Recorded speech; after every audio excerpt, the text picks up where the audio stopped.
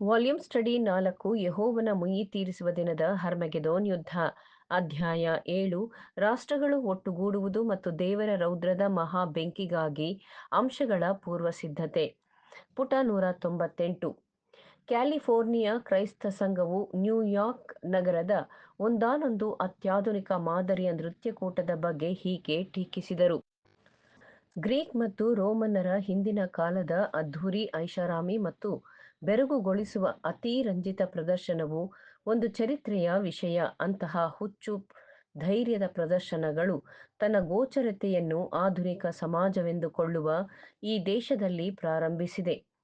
ನಮ್ಮ ಒಂದು ವಿನಿಮಯ ಕಚೇರಿಯು ನ್ಯೂಯಾರ್ಕ್ನ ಒಬ್ಬ ಮಹಿಳೆ ಒಂದು ಪ್ರದರ್ಶನದ ಕಾಲದ ಮನೋರಂಜನೆಗಾಗಿ $125,000 ವ್ಯಯ ಮಾಡಿದಳೆಂದು ತಿಳಿಸುತ್ತದೆ. ಮನೋರಂಜನೆಯ ಗುಣಲಕ್ಷಣಗಳು ಮತ್ತು ಮೌಲ್ಯಗಳ ಬಗ್ಗೆ ಹೇಗೆ ನಿರ್ಣಯಿಸಬಹುದೆಂದರೆ ಆಕೆಯು ಸಮಾಜಕ್ಕೆ ಹೇಗೆ ಕಲಿಸಿದಳು ಎಂಬುದು ಹೀಗಿದೆ.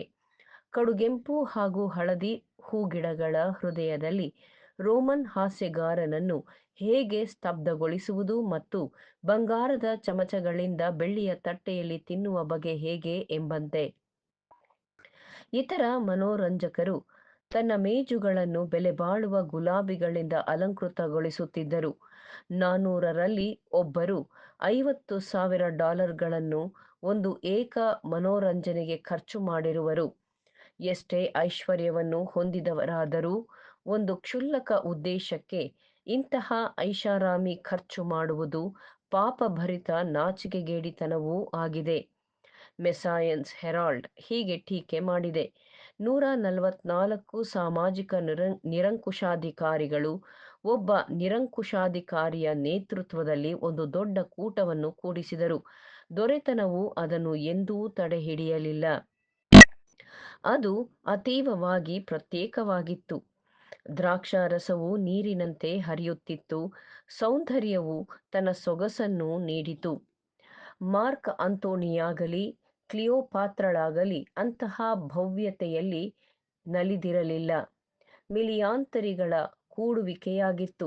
ಲೋಕದ ಸಂಪತ್ತು ಚಿನ್ನ ಮತ್ತು ವಜ್ರಗಳಿಗೆ ಬರಿದಾಗುತ್ತಿತ್ತು.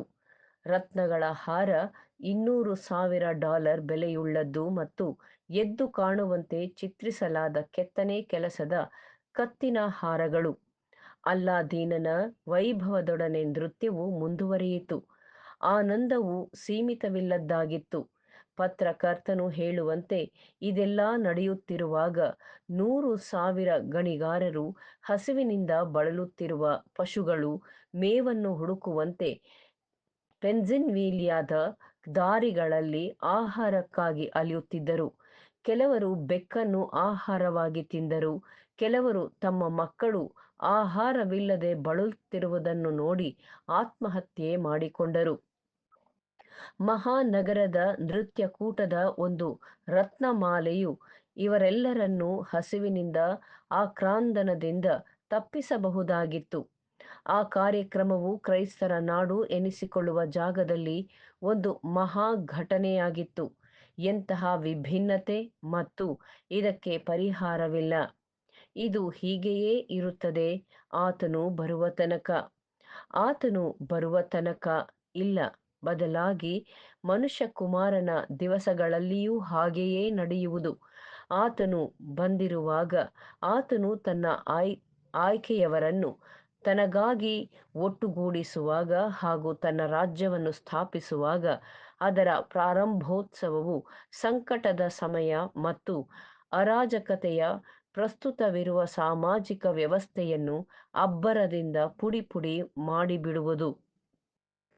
ಇದು ನೀತಿವಂತಿಕೆಯ ರಾಜ್ಯ ಸ್ಥಾಪನೆಗಾಗಿ ಸಿದ್ಧಗೊಳಿಸುವ ಕಾರ್ಯವಾಗಿದೆ.